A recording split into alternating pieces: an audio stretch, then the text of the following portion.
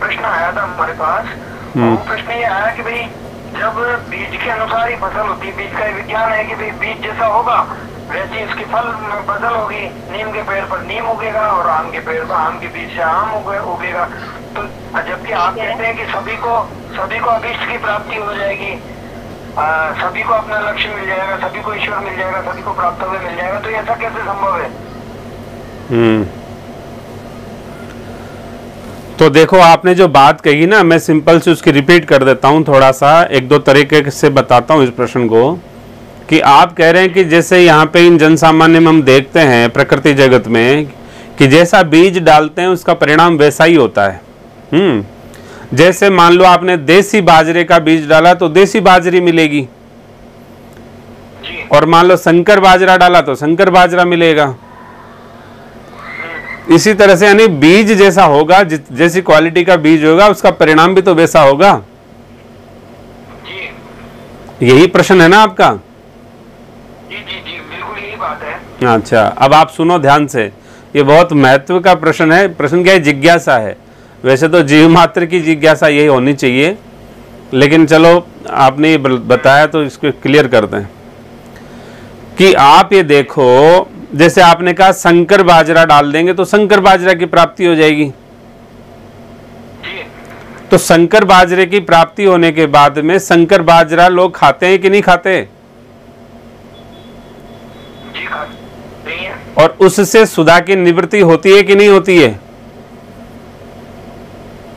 बिल्कुल होती है। इसी तरह से देसी बाजरे से भी निवृत्ति हो जाती है। दोनों से होती है। हाँ, अब आप ये कहते हैं कि बीज डालेंगे तो फसल होती है, और फसल जो है वो हो जाएगी, इसका भी भरोसा हो जाता है कि चलो ऐसा बीज है, ऐसी चीज है। लेकिन प्रकृति जगत के सिद्धांत में एक बात और लागू होती है कि यदि वहां पर प्राकृतिक आपदा नहीं आई तो ही आपका बीज जो है वो कहना मतलब अपने परिणाम तक पहुंचेगा, उसकी फसल यानी कि काट पाएंगे आप। सही बात है। सही बात है ना? बिल्कुल। चाहे मान लो आपने आम का छोटी पौध लगाई, बहुत अच्छा क्वालिटी का आम लगाया, लेकिन वो पनप नहीं पाया, किसी वजह से कीड़ा लग गया, प्राकृतिक आपदा आ गई, मौसम का विज्ञान नहीं समझ में आया, कुछ और चीजें बीमारी आ गई, लेकिन वो खत्म हो जाएगा।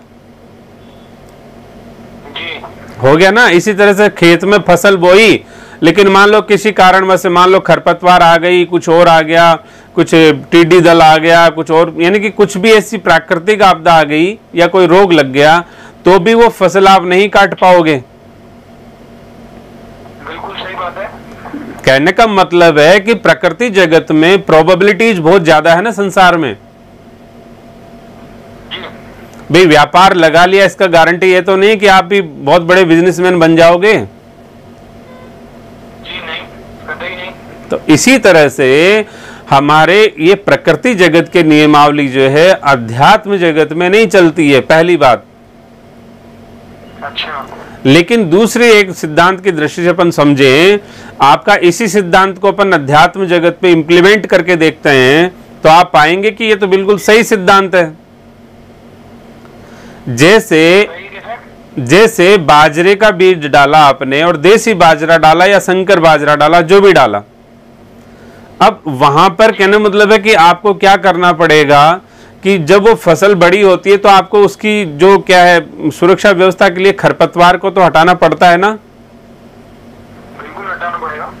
तो इसी तरह से मानव मात्र जब इस धरा पर आता है ना, मनुष्य मात्र, तो ये साधन का धाम लेकर के आता है। वो जो मनुष्य शरीर है वो ही एकमात्र साधन का धाम है पूरी सृष्टि चक्र में। अच्छा। उसके अलावा कोई साधन का धाम है नहीं। जी। तो वो साधन का धाम लेके आता है, यानी कि कहने मतलब वो बीज डाल दिया गया। यहां पर आपका संकेत, बीज तो लेकर ही आया है, मतलब बीज तो लेके आया है, लेकिन यहां पर आपका संकेत शायद ये है गर्भाधान संस्कार की तरफ है। जी। भी ये संकेत शायद गर्भाधान संस्कार की तरफ से है। लेकिन कहना मतलब है कोई भी गर्भ से बच्चा जब प्रकट होता है या जन्म लेता है तो आप ये देखो सभी कमोबेश एक जैसे ही तो लगते हैं।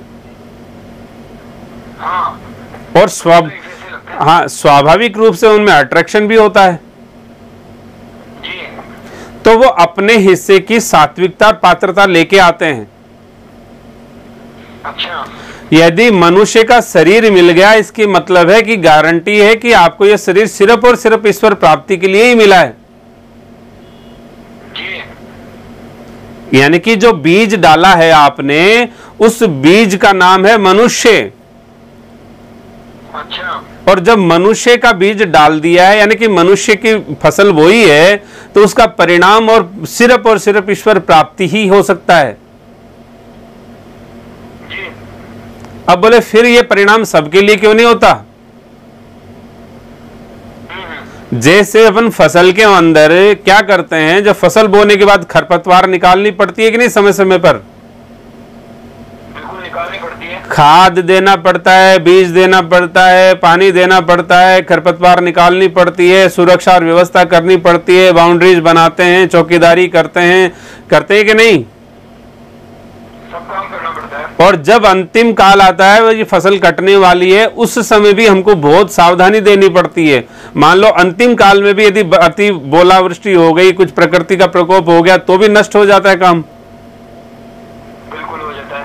इसी तरह से मनुष्य मात्र का जब बीज डलता है, वो मान लो बीज आया है, तो उसका परिणाम तो फल तो उसका ईश्वर प्राप्ति ही होगा, लेकिन खरपतवार निकालनी पड़ेगी, खाद बीज देना पड़ेगा, सात्विक आहार लेना पड़ेगा, कुसंग से बचना पड़ेगा, साधना का पुट देना पड़ेगा, तपस्या उपासना और भक्ति का विज्ञान देना पड़ेगा। ये चीजें करनी पड़ेगी कि नहीं करनी पड़ेगी? जी, करनी पड़ेगी। तो ये सभी को करनी पड़ेगी, जिसको परिणाम यानी कि जो फसल काटना चाहता है उसको। जी, तो इन सब का परिणाम क्या होगा? ईश्वर प्राप्ति। अच्छा, और फिर भगवान श्री हरि श्रीमद् भगवत गीता में गारंटी देते हैं, भाई और कुछ बस में हो या ना हो, ईश्वर मैं स्वयं तुम्हारे बस में हूं, मानव मात्र के मैं बशीभूत हूं, और तो मैं कोई गारंटी नहीं दे सकता। अच्छा, संसार में इतनी अनिश्चितताएं हैं कि यदि आप चाहो कि मैं 2 कदम आगे बढ़ाकर कुछ हासिल कर लूं, आप चाहो कि मैं 2 रुपया कमा लूं, आप चाहो कि मैं ऐसा संसार बना लूं, तो उसकी कोई गारंटी नहीं है। जी, जरूरी नहीं है ऐसा हो जाए। हाँ, लेकिन आप यदि किसी भी कालखंड में, अरे भाई आप बाकी बात छोड़ो, अब आप लोगों की तो उम्र अवस्था बहुत बड़ी बड़ी है, औसत देखे तो अपन 50 साल की एज के लोग होंगे आप लोग यहाँ पर सब, एवरेज। हाँ, हो सर इतना ही। तो एवरेज 50 इयर्स ओल्ड जो यहाँ पे सज्जन हैं, और सिर्फ 2-4 महीने की और छोटी सी एक चर्चा के माध्यम से, समझ की चर्चा मात्र, यहाँ कोई वो विद्यालय का विज्ञान नहीं है, लेकिन समझ की चर्चा के माध्यम से भी आप लोगों को अपनी राह दिखती कि नहीं? आसान दिखती है, बिल्कुल दिखती है। और दिन और रात का परिवर्तन दिखता है कि नहीं अपने जीवन में? 2-3 महीने में इतना परिवर्तन हो गया कि आश्चर्य होता है कि ऐसा कैसे हो गया। भाई जिसको मान लो काम सताता था, जिसको क्रोध सताता था, जिसको लोभ सताता था, जिसको आलस्य प्रमाद सताता था, यानी कि वो सब जिनको शरीर की पीड़ा सताती थी, सभी का तो निवारण हुआ है कि नहीं इतने अल्प समय में? जी, हुआ है। यदि ये नियमावली होती कि शरीर स्वस्थ होगा, यदि ये नियमावली होती कि पता नहीं बीज कैसा था, यदि ये नियमावली होती कि पता नहीं परवरिश कैसी थी, तो फिर आपका जो परिणाम भी हो सकता है बहुत ज्यादा डिफरेंट होता। सही बात, सही है। तो इसका तात्पर्य यह है कि संसार में तो आपके प्रारब्ध का स्वरूप माना जाएगा, लेकिन परमात्मा की प्राप्ति में आपके लिए कोई स्वतंत्रता नहीं छोड़ी भगवान ने। सिर्फ और सिर्फ ईश्वर प्राप्ति ही आपका अधिकार क्षेत्र है, ईश्वर प्राप्ति ही आपके लिए सर्व सुलभ है, ईश्वर प्राप्ति के लिए ही आप सिर्फ बने हैं।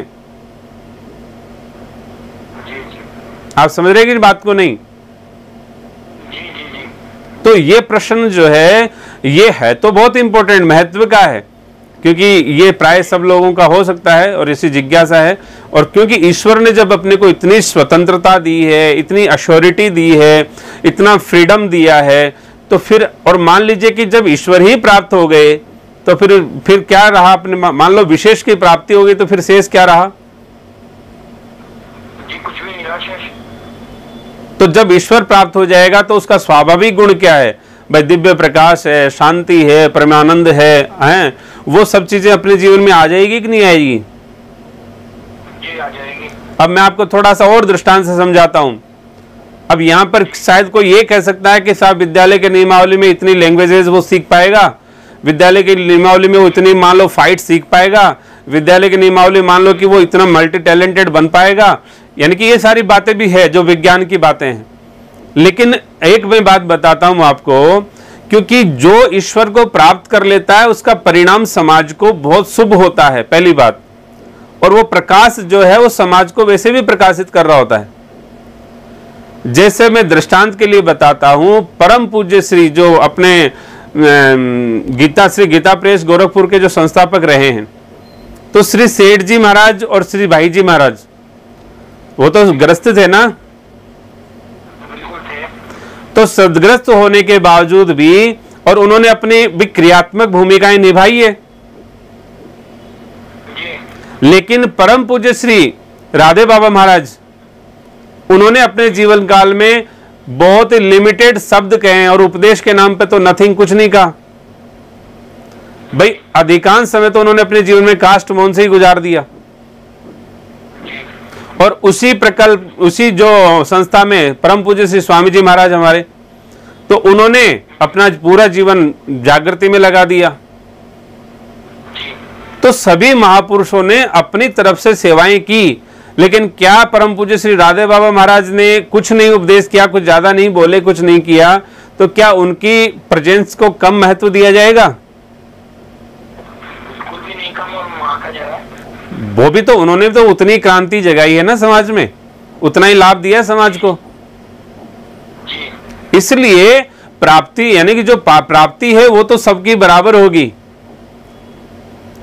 लेकिन समाज को उसका लाभ कैसे मिलेगा, ये समाज के जो श्रोतागण हैं, जो पात्र हैं, वो उनको उस हिसाब से लाभ मिल जाएगा।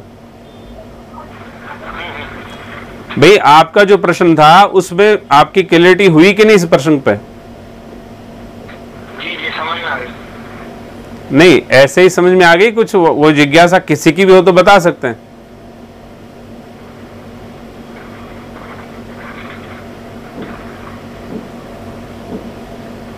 मुख्य बात तो ये रही कि संसार का जो ये जनरली हम जो नियम देखते हैं, ये इस चीज पर लागू नहीं होता है कि भगवान की या अध्यात्म की या अपने प्राप्तव्य की प्राप्ति में भी वही मौका, वही स्वरूप देखना मतलब लागू होता है नियम। नहीं भाई, आपने कहा नियम लागू नहीं होता, लेकिन चलो हमने तो बता दिया नियम लागू होता है। आपके सिद्धांत को हमने स्वीकार कर लिया और सिद्धांत को स्वीकार करके उस सिद्धांत को यहाँ इम्प्लीमेंट कर दिया ना। जी उसको भी करके बता दिया, क्योंकि हमारा मानना यह है एक ही सिद्धांत है, एक ही साध्य है और एक ही साधक है। उस वजह से इसको बताया है, इस तरह से प्रूव किया है। क्लियर है आपको? जी बिल्कुल। राधे राधे। जी राधे राधे।